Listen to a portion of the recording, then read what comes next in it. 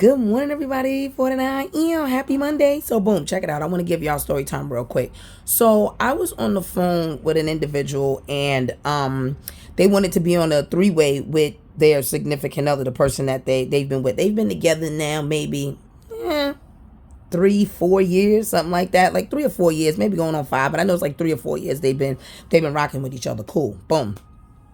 So I'm like, well, what's going on? Because I need the background story to hear what am I listening to or whatever. She's like, no, I just want you to hear about what's going on or whatever the case may be. So long story short, they in the thick of it. They're going back and forth, and I'm like, okay, the first thing is that you got to actually try to hear the person. And the only reason I gave that type of suggestion is because I have a tendency to not hear people. Like, you could be talking to me, and I'm gonna hear what I want to hear. And that's why now I'm like, well, did you say this or did you mean that? Like, I'm more intentional with what you're saying because I don't want to hear what you're saying, and that's just the truth, and that's really messed up of me to do. However, I've changed that quality about myself. Like, let me just ask, like, is this what you're saying? Is this what you mean? So we both can have clarity. But back to our regularly scheduled program. Boom. So one of the other person is saying, well, won't you get over it? Get over it. Get over it. Like, won't you get over it? Huh? Stop the tape. What? We got to stop that tape. We got to stop the tape because we about to get surgical. Boom. Let me tell you something. It's one thing when you tell somebody to get over it, and it's another thing when you can actually process what's going on and navigate your way through it. I think it is highly disrespectful to tell somebody to get over stuff. And you know what? I think that's like a generational thing, especially in the black community. Like, I can remember my grandmother, like, scratch your ass, get glad and get over it. What the hell going on? Like, you gotta keep it pushing. You gotta keep it pushing. You gotta keep it pushing.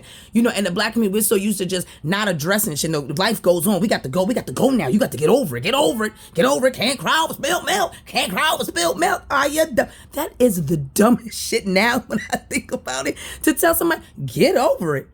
Get over it. Like, there's certain words to me that I can't get, certain phrases and words that just trigger me. Like, get over it. Relationship. I remember one time I was dating this girl. She was like, yeah, because her and I in a relationship. Oh, relationship. I almost lost my shit. I'll be tweaking. I can't stand that word relationship. Oh, Lord, Father God, fix it, oh, Lord. But nah, it is highly disrespectful, and I feel like that's a generational thing with us. Like, how many of y'all can relate? You can remember your grandmother, your mother said, well, can't cry over spilled milk. You better get over it. Get your shit together. Get over it. Get over it. Get over it? That's highly disrespectful to tell somebody to get over it if they're saying they feel disrespectful, they feel harm, hurt, and danger, they feel some type of way. Now, their feelings are not facts. However, you gotta navigate through things. You can't just get over it. And you know why I say this? Because this is the message in what I'm saying, right? We're gonna wrap it up real sweet because I gotta go back to work. Is that it is disrespectful to tell somebody to get over things.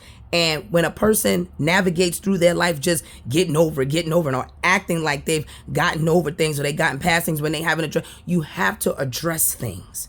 If you don't address stuff now, it's going to address you later. Holla if you hear me. That's a word. If you don't address stuff now, not only you know what you got to address. If you don't start addressing things now, it will address you later. That's why you got people 60, 70, 50 years old dealing with things like, what?